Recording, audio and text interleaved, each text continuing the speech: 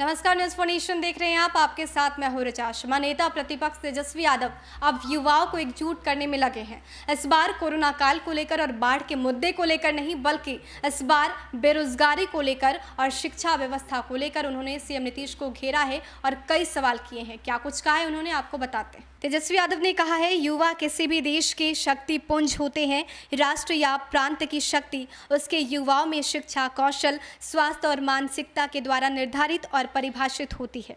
बिहार के युवा वर्ग को पिछले 15 वर्षों में जितना उपेक्षित किया गया, वो संभवतः किसी भी राज्य या फिर देश में कभी नहीं किया गया होगा। युवा वर्ग राष्ट्र निर्माण में सकारात्मक भूमिका निभा पाए, इसके लिए 4 चीज़ों का होना आवश्यक है: उत्कृष्ट शिक्षण संस्थाएं, रोजगार के अवसर, स्वस्थ अर्थव्यवस्था, सामाजिक सौहार्द और अच्छी कानून व्यवस्था। बिहार में ये चारों परिस्थितियां युवाओं के प्रतिकूल है। प्राथमिक शिक्षा से लेकर उच्च शिक्षा तक सब कुछ काम चलाऊ ढर्रे पर ढकेल दिया जाता है। बिहार के विद्यालयों से विद्या को ही गायब कर दिया गया है।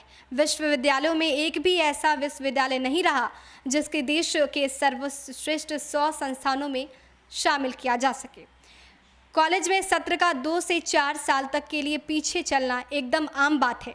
नीतीश राज में रोजगार और नौकरियों की बात ना ही की जाए तो बेहतर है। बेरोजगारी का अंदाज़ा इसी परीक्षा स्थल या फिर बहाली के लिए ट्रेनों, रेलवे स्टेशन के प्लेटफॉर्म की खचाखच स्थिति और युवाओं के संबंधित शहर में लगने वाले मजमे से लगाया जा सकता है। एक सीट के 1000 आवेदन आते हैं। प्रबंधन और इंजीनियरिंग के छात्र चपरासी और सफाई कर्मी की नौकरी पाने का आवेदन करते हैं। पूरी शिक्षण व्यवस्था को माफियों की तरह करने वाले निजी स्कूलों और संस्थाओं पर छोड़ दिया जाता है। जो शिक्षा व्यवस्था देश के भविष्य और युवा वर्ग को उड़ान भरने के लिए पंख देता है, इस भ्रष्ट सरकार ने उसी के पंख कतर दिए। गुणवत्तापूर्ण शिक्षा की पहुंच ही मुट्ठी भर समृद्ध लोगों तक सीमित कर दिया गया है। अर्थव्यवस्था की स्थिति नौकरियों के अलावा रोजगार के अन्य विकल्प खोलता है।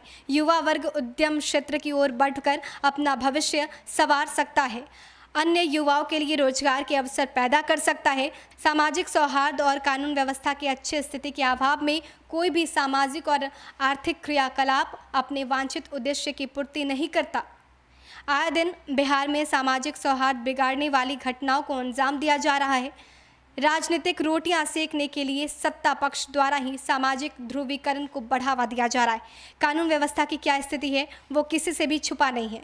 अधिकतर मामलों को दर्ज नहीं किए जाने और मीडिया की सरकार द्वारा एडिटिंग के बावजूद अपराध के आंकड़े आसमान छू रहे हैं।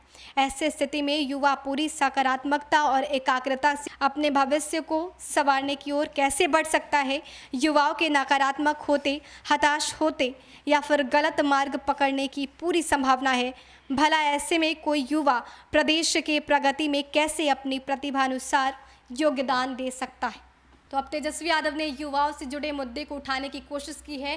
कई सवाल उन्होंने सीएम नीतीश के सामने रखे हैं। इसके साथ ये भी कहा है कि युवाओं को लेकर एक शिक्षा व्यवस्था सुदृढ़ की जानी चाहिए, कुछ नीतियां बनाई जानी चाहिए ताकि इन युवाओं को इसका सीधा फायदा मिले।